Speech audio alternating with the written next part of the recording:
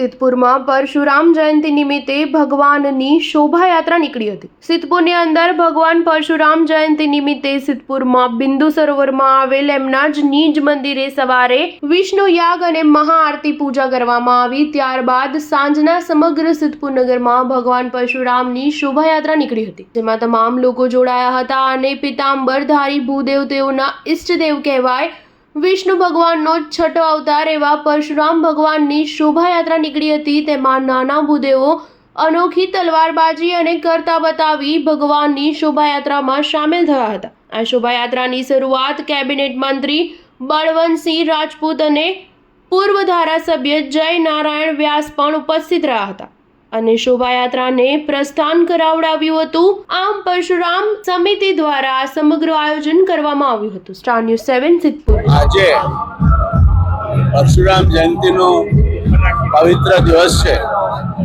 ત્યારે ભગવાન પરશુરામના સૌ કોઈ વારસદાર અને ભગવાન પરશુરામના આ અવની પર આશીર્વાદ ઉતર્યા છે, તે અવની પર જીવતા સૌ કોઈને ભગવાનની કૃપા પ્રાપ્ત થાય।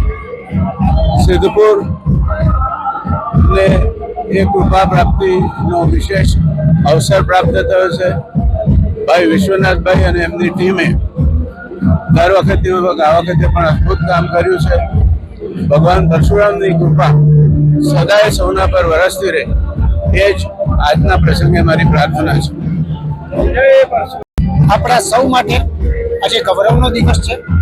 ભગવાન શ્રી પરશુરામ વર્ષોથી ચિરંજીવ કહી શકાય આજે પરશુરામ ભગવાનનો છે।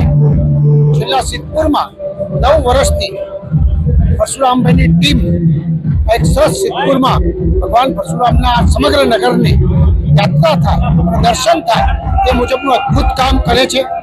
ખરેખર દર્શન માત્રથી આપણને સૌને ખૂબ આશીર્વાદ પ્રાપ્ત થતા હોય છે। નગર યાત્રામાં પણ અનેક લોકો જોડાઈને નગરજનોને આશીર્વાદ થાય છે। આ ટીમને ખૂબ બિરદાવું છું, અભિનંદન આપું છું।